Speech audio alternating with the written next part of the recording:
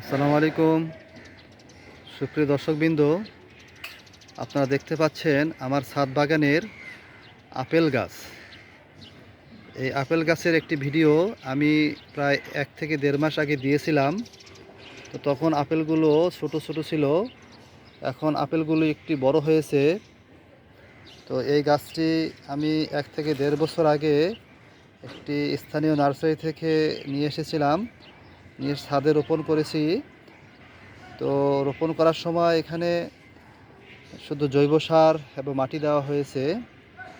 তো তারপরে শুধু মাঝে মাঝে জৈব সার দেওয়া হয় আর পানি সেচ দেওয়া হয়, তাছাড়া কোনো রাসায়নিক সার ইউজ করা হয় না এবং কোনো ধরনের স্প্রেও করা লাগে না। দেখেন তারপরেও এই গাছটিতে কত আপেল ধরেছে। আমি একদিন গণলাম, এখানে প্রায় 80টার মতো আপেল ধরেছে। তো দেখতে পাচ্ছেন থোকায় থোকায় আপেল, থোকায় থোকায় আপেল ধরে আছে। অধিকাংশ শাখার মানে আগায় আগায় আপেল ধরে আছে। তো দেখেন আমি আপনাদেরকে প্রত্যেকটি থোকা ভালো করে দেখাচ্ছি। এই থোকাটির মধ্যে দেখেন 8টি আপেল রয়েছে, 8টি আপেল রয়েছে। তো এই থোকাটির মধ্যে রয়েছে 7টি আপেল, 7টি। এখানে দেখেন এই থোকাটির মধ্যে রয়েছে 6টি। নিচের 2টি ডালে আপেল নেই, কিন্তু একটি ডালের মাথায় ফুল এসেছে। তো একটি লক্ষণীয় ব্যাপার হলো এই গাছটি প্রায় 3 থেকে 4 মাস যাবৎ ফুল দিচ্ছে এবং বিভিন্ন পর্যায়ে আপেল ধরছে। তো এখানে যে আপেলটি দেখতে পাচ্ছেন, এই আপেলটি একটু আগে ছিঁড়ে পড়ে গেল। এখানে একটু টান লাগার কারণে পড়ে গিয়েছে। এই আপেলটি সর্বপ্রথম এখানে এসেছে, তারপরে এই আপেলটির বয়স প্রায় 3 থেকে 4 মাস। তারপরের আপেলটি হলো এটি প্রায় 3 মাস আগে ধরেছে। তারপরে পর্যায়ক্রমে আপেল ধরতেই আছে। তো এখানে আরও কিছু ডাল দেখাই।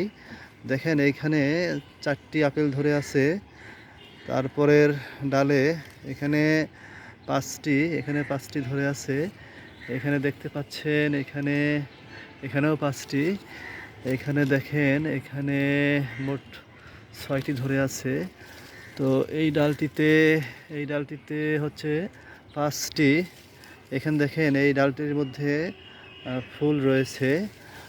এই ডালটির মধ্যে 3টি ছোট।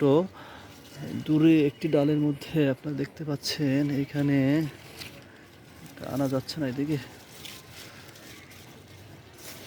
হ্যাঁ, এই ডালটির মধ্যে 5টি আপেল। তো উপরে আমরা যদি উঠি, চেয়ারে উঠে একটু দেখানোর চেষ্টা করি। দেখেন